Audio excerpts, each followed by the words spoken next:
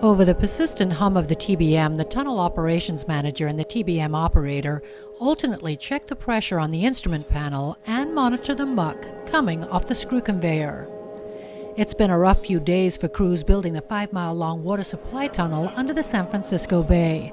The Hitachi Zosen EPBM has hit its first patch of bad ground, some 2,500 feet into its drive. Most of what we had to begin with was a very stiff, tight, impervious clay. Jim Stevens is project manager for the contractor Michaels J.D. Coluccio joint venture.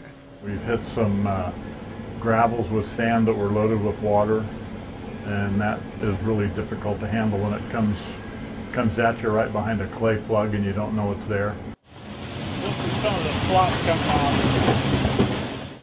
Down in the working shaft, the continuous conveyor is running, but when the slop blows out under pressure at the tunnel face, it spills over the advancing tailpiece into the invert and must be suctioned up into muck buckets on the locomotive. The 58-foot diameter shaft can only accommodate so much, and with just 2 muck buckets, progress drops to 40 feet per day, from a high of 155 feet the week before. And there's more troubling news from the surface on the east side of the bay, where work is just beginning on the reception shaft. The big challenge today is a burrowing out that may stop the whole job unless we can get it worked around. The tunnel is part of the $4.2 billion Water System Improvement Program for the San Francisco Public Utilities Commission. Just south of the Dumbarton Bridge, the 15-foot diameter tunnel will reach depths of 110 feet as it progresses from a working shaft at Menlo Park on the peninsula to another in Newark on the east side of the bay. Joanna Huang is project manager for the client. This project is we're definitely in the middle of a very environmentally sensitive area, and our construction schedule could be affected by how well we mitigate the risk around us. Also on the east side, the discovery of contaminated water has required a design change for the slurry wall reception shaft. To a frozen shaft to just block all of the water. It'll be easier to handle.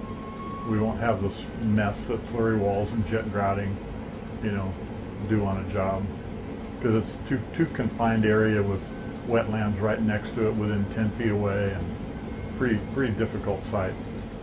Despite the challenges, excavation is about 2 months ahead of schedule.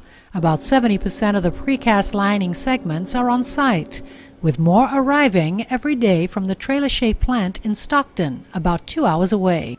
We're on budget, we're on schedule. I think since we launched the machine last year in mid-August, they've mined over 2,500 feet and installed over 500 rings. They had to do 3 reconfiguration stops to progressively install the 600 plus feet of trailing gear behind the machine. And they already successfully maneuvered through the first of the 4 curves on the tunnel alignment, and it's now on the straight section, and hopefully is going to be moving faster. We're about 50 days ahead of schedule. We've got an unbelievably good crew. I mean, they are exceptional.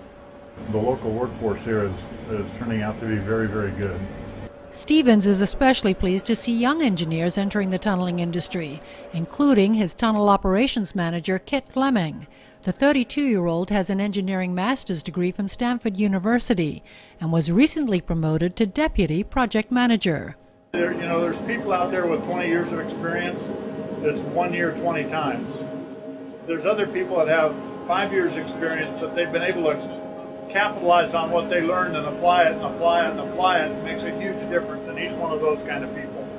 Checking in with the project 4 weeks later, the TBM is still hitting pockets of sand and water. However, the environmental issues at the reception shaft are resolved and progress rates are back up. As of February 27, 2012, the TBM is more than 4,700 feet, or 18% into its drive, with about 21,700 feet to go. In Northern California, Paula Wallace for TunnelTalk.com.